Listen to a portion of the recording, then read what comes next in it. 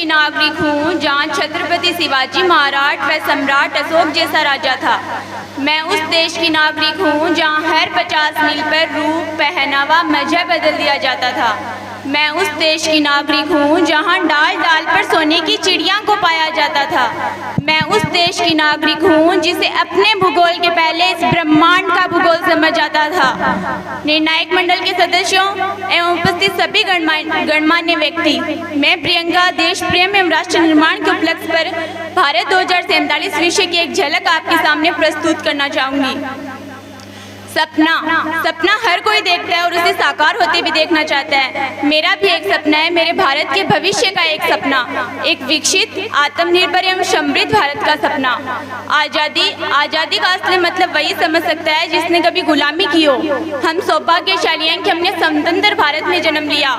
यूं तो आज़ादी की लौ 1857 में ही जल चुकी थी, जो वलसाल बनकर 1947 में हमारे देश को आज़ाद करा लाई।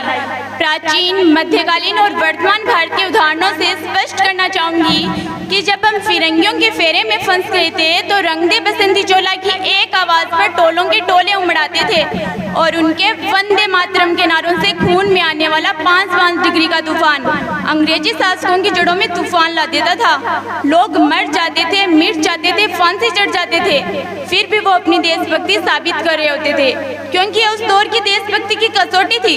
परंतु आज देश लड़ जाने को नहीं कहता, आज देश मर जाने को, मिट जाने को, फांसी चढ़ जाने को नहीं कहता, बल्कि मेरे विचारों में है, यदि कोई व्यक्ति अपना काम पूरी ईमानदारी, मेहनत एवं लगन से करे तो वही सच्चा देशभक्त एवं सच्चा राष्ट्र प्रेमी है। मैं नहीं मानती कि फेसबुक, व्हाट्सएप जैसे सोशल मीडिया पर तिरंगे की डिप्पी लगा देने को ही देशभक्ति कहते हैं, या फिर 52 सेकंड के राष्ट्रगान में खड़े रहकर जोरों शोरों से भारत माता के जयकारे लगाने को ही देशभक्ति कहते हैं। और आप कहेंगे कि साल में हाथ में 2 बार तिरंगा ले लेना देशभक्ति है, तो मैं पूछना चाहूंगी कि फुटपाथ पे रहने वाला वो बच्चा जो ट्रैफिक की छांव में नंगे पांव में जब तिरंगा बेच रहा होता है, तो क्या उसे उसकी देशभक्ति कहेंगे? जी नहीं, ये उसकी देशभक्ति नहीं, उसके पेट के भूख की शक्ति है जो उसे ऐसा करने पर मजबूर करती है, क्योंकि न मस्जिद को जानते हैं न शिवालयों को जानते हैं। जो पेट के भूखे होते हैं ना साहब, वो सिर्फ भोजन के निवालों को जानते हैं, भोजन के निवालों को जानते हैं। अपने परिवार, अपने समाज, अपने राष्ट्र के लिए समर्पण का भाव है देशभक्ति, और हर देशद्रोही के जीवन में आने वाला तूफान है हमारी सच्ची देशभक्ति, ताकि हर देशद्रोही ये समझ सके कि अगर तू परिंदा है तो ये आसमान तेरा है, अगर तू दरिंदा है तो ये शमशान तेरा है। भाईचारे से रहना है तो रह इस जमीन पर, वरना ये कब्र भी तेरी है, ये कब्रिस्तान भी तेरा है। परंतु एक देशद्रोही से ज्यादा देशभक्ति तब बात होती है जब एक बेटा अपने बूढ़े माँ बाप को वृद्धाश्रम की चौखट पर छोड़ आता है।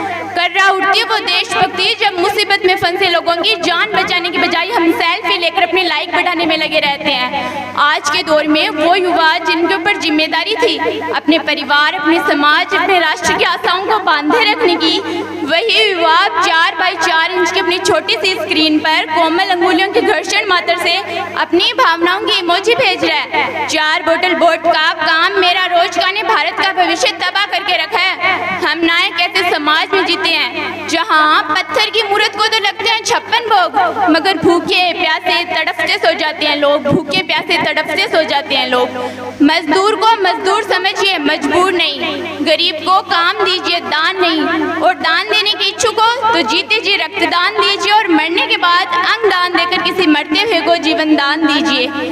मेरे मायने में तो यही सच्ची देशभक्ति है, सच्चा राष्ट्र प्रेम है। परंतु एक वैचारिक बीमारी मुझे समाज में नजर आती है। कहा जाता है कि हम दुनिया के सबसे बड़े लोकतांत्रिक देश हैं, जहाँ हिंदू पैदा होते हैं, मुस्लिम पैदा होते हैं, सिख ईसाई पैदा होते हैं, परंतु बदकिस्मती है कि आजकल इंसान पैदा नहीं होते। और मेरे विचारों में ना हिंदू की जरूरत है ना मुसलमान की जरूरत है, राष्ट्र निर्माण के लिए केवल सच्चे इंसान की जरूरत है। यहाँ मंदिर में दाना चूक कर कोई चिड़िया मस्जिद में पानी पीती है। यहाँ बुद्ध के उपदेश और ईसा मसीह के बलिदान की गाथा होती है। मैंने सुना है यहाँ राधा रानी की चुनरी कोई सलमा बेगम सीती है। फिर क्यों हम हो गए यूं जुदा कि आज जोड़ने की बात होती है, आज जोड़ने की बात होती है। जरा सोच कर देखिए, कैसा होता अगर इंद्रधनुष में केवल एक ही रंग होता? कैसे होता अगर समुद्र में एक बूंद हो सकती है? क्या केवल एक मोती से मोतियों की माला पिरोई जा सकती है? Never, it's impossible. लेकिन उस एक रंग के साथ अनेक 6 रंग मिला दिए निर्मित हो सकती है। ठीक उसी प्रकार हम सभी एकजुट होकर कार्य करें तो निश्चित ही हमारा भारत आसमान की बुलंदियों को छूकर सोने की चिड़िया वाला देश पुणे बन जाएगा। परंतु हमारे देश की बड़ी विडंबना है, जिस देश ने दुनिया को तक्षशिला नालंदा देकर विश्वविद्यालय शिक्षा की बुनियाद रखी, वहीं विश्व के 100 सर्वश्रेष्ठ विश्वविद्यालय में हमारा एक भी विश्वविद्यालय खड़ा नहीं हो पाता। जहाँ एक और हमारे पास IIT, IIM और NIT जैसे शिक्षण संस्थान है, वहीं दूसरी ओर हमारे देश के गरीबों को बेरोजगारी की जमात में खड़ा रहने के लिए उनके हाथों में सर्व शिक्षा अभियान का झुंझुना पकड़ा दिया जाता है। और मैं बता दूं, इस शैक्षणिक बीमारी का केवल एक कारण है और वो है हमारे देश की शिक्षा नीति। हमारे देश की शिक्षा नीति केवल 2 तरह के लोगों के लिए बनी है, पहले तो वो जो विद्वान है और दूसरे वो जो धनवान है। इसी तरह की कई गजब की बीमारियां हैं और इन बीमारियों की जो जड़ है ना, वो है हमारा अंधविश्वास।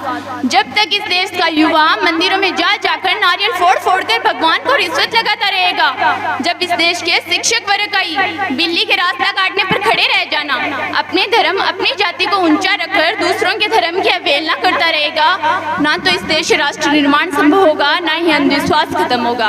हमारी सभ्यता हमारी संस्कृति को दुनिया ने शीश नवाया तो क्यों आस्था के नाम पर हमने अंधविश्वास फैलाया है। असल मायने में हमारा राष्ट्र निर्माण तब संभव होगा जब मैं आप हम सब मिलकर प्रयास करेंगे, जब समाज में महिलाओं की पूजा नहीं उसकी इज्जत की जाएगी, जब स्वच्छता अभियान में केवल सरकार नहीं सड़क पर चलने वाला हर एक नागरिक हाथ बंटाएगा, जब हमारा नेता हमारा आइडल कोई फिल्मी अभिनेता नहीं बल्कि विंग कमांडर अभिमन्यु जैसा योद्धा होगा। और असल मायने में हमारा भारत विकसित तब होगा जब एक गरीब बच्चा मध्याह्न भोजन के लिए नहीं ज्ञानार्जन के लिए सरकारी स्कूल की चौखट पर कदम रखेगा। I being an Indian, I being a student, I being a symbol daughter of this motherland and feel proud to be an Indian. और मैं सैल्यूट करना चाहूंगी सरहद पर जिंदाद हमारी रक्षा के लिए हर उस जवान को, पुलिस प्रशासन शिक्षक वर्ग, देश के किसान को और देश के हर उस व्यक्ति को जो अपना काम पूरी ईमानदारी मेहनत एवं लगन से करते हैं, जिनके बिना राष्ट्र निर्माण की कल्पना करना भी असंभव है। और आज इस मंच पर पूरी जिम्मेदारी के साथ मैं भारत की बेटी है कहती हूँ, असल मायने में हमारा राष्ट्र निर्माण तब संभव होगा जब हम सब मिलकर प्रयास करेंगे, क्योंकि हमारे देश की जिम्मेदारी नहीं है हमें आगे ले जाने की, हमारी जिम्मेदारी है अपने देश को आगे ले जाने की, अपने वतन को आगे ले जाने की, अपने राष्ट्र को आगे ले जाने की। हमें देश में अपना नहीं दुनिया में देश का नाम रोशन करना है। दुष्यंत कुमार जी की चंद पंक्तियां बोलना चाहूंगी। हो गई है पीर पर्वती पिघलनी चाहिए, इस हिमालय से कोई गंगा निकलनी चाहिए। सिर्फ हंगामा खड़ा करना मेरा मकसद नहीं, सिर्फ हंगामा खड़ा करना मेरा मकसद नहीं, सारी कोशिश है कि ये सूरत बदलनी चाहिए। मेरे सीने में नहीं तो तेरे सीने में ही सही, हो कहीं भी आग पर आग जलनी चाहिए। और अंत में चंद पंक्तियां बोलकर अपनी वाणी को विराम दूंगी कि विकसित हो रहे हैं देश, भारत भी विकसित बन जाएगा। विकसित हो रहे हैं देश, भारत भी विकसित बन जाएगा। होगा हौसला सबके दिलों में बुलंद तो एक दिन विकसित भारत 2047 का सपना भी सच हो जाएगा। विकसित भारत 2047 का सपना भी सच हो जाएगा। Thank you so much to all.